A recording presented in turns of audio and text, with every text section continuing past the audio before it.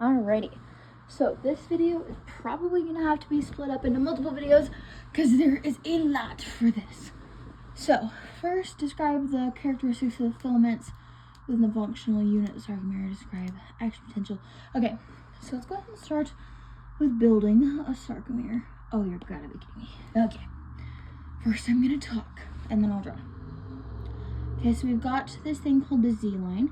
And those are proteins that are going to reach from the top to the bottom. And on those proteins is going to be another protein stretching this way called titin. And that's kind of like the elastic thing. Let's see if this will work now. Pretty please. Alright, so this is my Z line. Okay. And on my Z line is going to be a springy thingy. Well, the springy thingy, but made for my skeletal muscle addition. And this is my titin.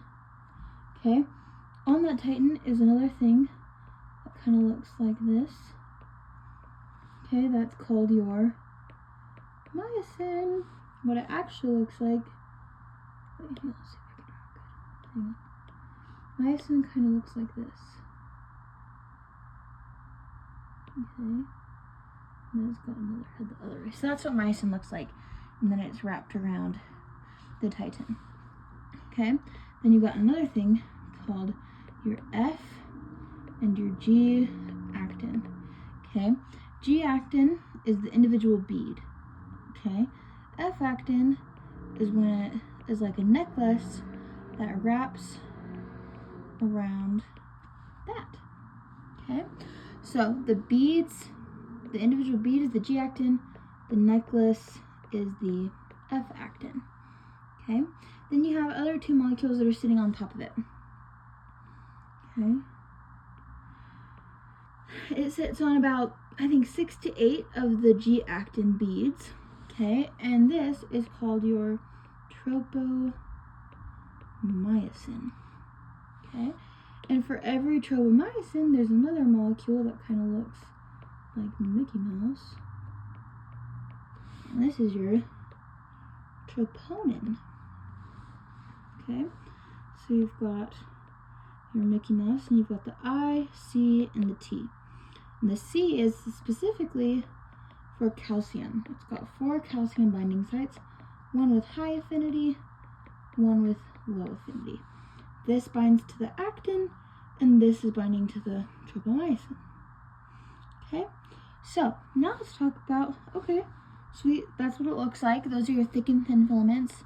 Right here is your M, and then there's a darker line called your A line, right? So those are your thick and thin, but the question is, how do we contract? See, these myosin heads, right, they have a very high affinity for this stuff, okay? This actin actually has, let's see if I can draw it in here, it has myosin binding sites. But these cannot bind, right? They're reaching, but they cannot bind because the tropomyosin is blocking it. So the question is, how do we move that? Okay, so in our muscles we have something called a T-tubule. Because the goal is to send an action potential like through our muscle, not just like around our muscle, right? So we could go send it around, but somehow we got to get it through. Let's delete that, that's ugly. Okay, so the question is, how do we do that?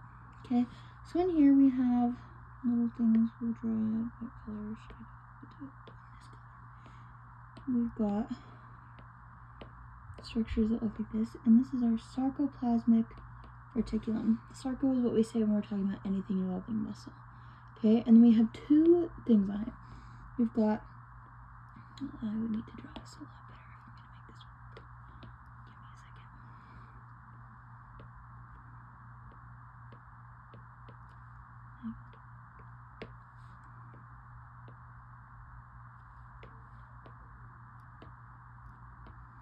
Okay, this right here is our DHP. I don't think we need to know what it stands for because I don't. And this is our ryanodine, or our RYR. Okay, these are both just channels, and then this is our sarcoplasmic reticulum, which is chock full, as Brother Hunt says, of calcium. Okay, it's got lots of calcium. So what happens is you get an action potential coming down the T tubule with a lot of happy positive charges. This DHP is going to reject that positive charge. It's like this thing is also positively charged, and so with this positive charge, it's mechanically opened. Okay, nothing actually binds to it. It's just the charge of this is going to then open DHP, and by DHP no longer blocking ryanodine, then my calcium is going to be able to come out. All right, so my calcium is going to come out. It's going to bind to troponin. It's going to bind to troponin, remove tropomyosin, and then my myosin heads can actually grab on. It's going to then go through the cross-bridge cycling, and then my calcium is going to get pumped back into my endoplasmic reticulum using the circle pump. Okay, that is how that works. Now let's see, do I need to teach you cross-bridge cycling? Followed by the molecular mechanisms of muscle contraction. Okay, I do.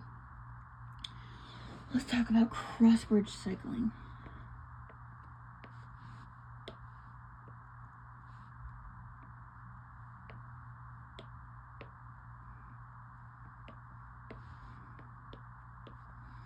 Okay, that's my actin.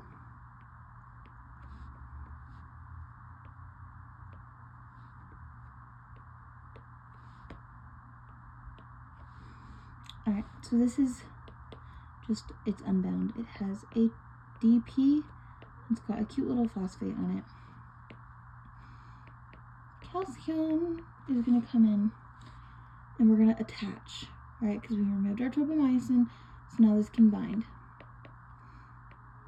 Okay, so now it's bound. What happens here is your phosphate's going to fall off, and your ADP is going to fall off, and then this myosin is going to go psh, it's going to do what's called the power stroke. Okay, so it's going to do the power stroke. It's going to pull that, right? It's kind of like, I don't know if you can see this, but if I'm grabbing right here, I pull it like that, right? That's what my contraction is, okay?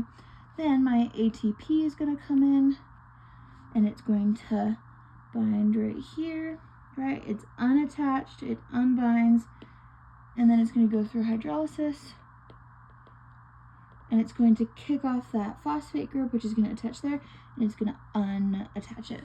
This is called your cross-bridge cycle. And that is the end of our first video.